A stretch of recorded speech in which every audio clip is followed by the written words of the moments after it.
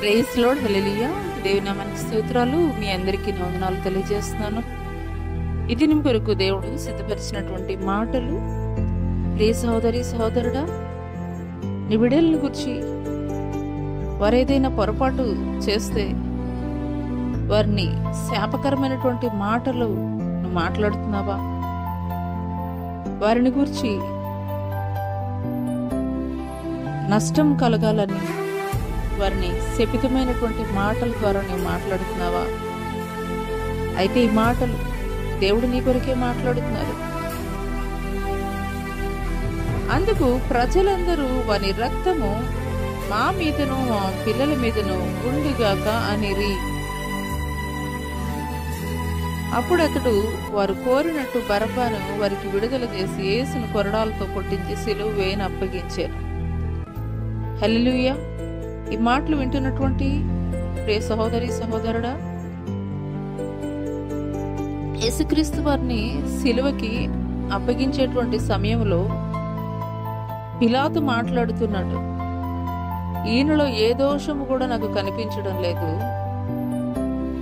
కాబట్టి బరబ్బని విడుదల చేయమంటారా, లేదంటే గనక యేసుని విడుదల చేయమంటారా అని కనీసం ఆ ఒక్క అవకాశంలోనే అయినా కానీ యేసుని విడుదల చేయమంటారని ఆయన అడిగినప్పుడు వారు మాట్లాడుతున్నారు,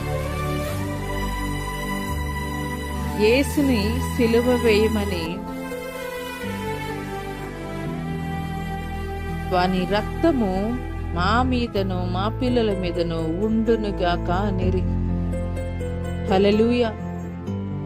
ఆయన నిరపరాధని ఒక రాజే తెలియజేస్తున్నాడు.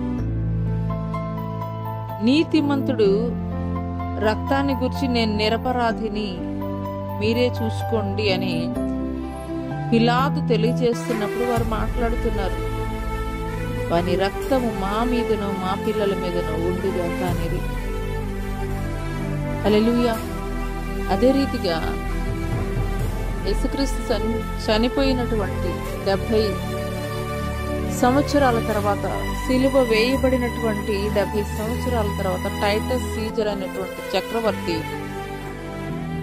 భయంకరమైనటువంటి ఊచకోత ద్వారా ఆ యొక్క యెరూషలేము ప్రాంతంలో ఉన్నటువంటి ప్రజలందరినీ కూడా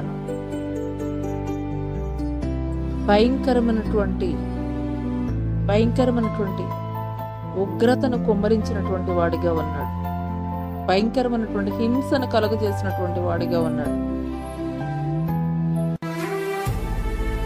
ఈ మాటలు వింటున్నటువంటి ప్రియనేస్తమా, మీ పిల్లలు ఏ పొరపాటైనా చేయనివ్వండి, కానీ తల్లిదండ్రులుగా ఉన్నటువంటి మీరు మీ పిల్లల్ని శపించవద్దు. ఆనాడు ఇజ్రాయేలు ప్రజలు మాట్లాడుతున్నారు, ఆ శాపం మా మీదకి మా పిల్లల మీదకి ఉండునుగాక అని వారు పలికారు.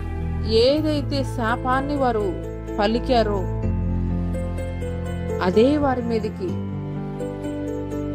క్రీస్తు సిలువ వేయబడినటువంటి 70 సంవత్సరాల తర్వాత ఊచకోత ద్వారా హింసింపబడ్డారు టైటస్ సీజర్ అయినటువంటి చక్రవర్తి ద్వారా.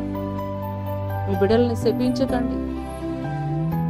మీ బిడ్డల పొరపాటును కూడాను తల్లిదండ్రులైనటువంటి మీరు వారిని ఆశీర్వదించేటువంటి వారిగానే ఉండాలి, కానీ శాపకరమైనటువంటి మాటలు మీ నోట నుండి రాకూడదని పరిశుద్ధాత్ముడు తెలియజేస్తున్నాడు. హల్లెలూయా. ఈ మాటలు దేవుడు నా కొరికే మాట్లాడుతున్నారని నీవు విశ్వసించగలిగినట్లయితే గనక ఆనాడు ఇజ్రాయేలు ప్రజలు, యూదావారు శపితమైనటువంటి మాటలు మాట్లాడడం ద్వారా వారు హింసింపబడినటువంటి వారిగా ఉన్నారు. నీ బిడ్డల్ని నువ్వు ఆశీర్వదించాలి. నీ బిడ్డలకి